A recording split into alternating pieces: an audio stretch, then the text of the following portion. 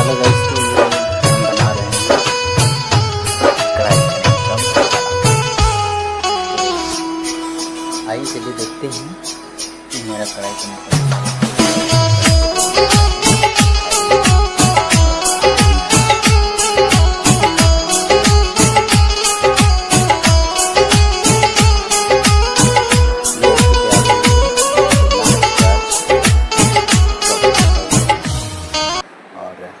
ये हमारा दाल बना हुआ है, ये दाल तुअर दाल।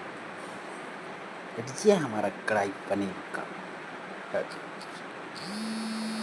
Okay,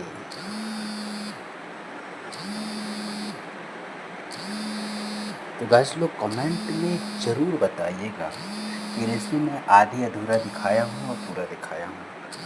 okay.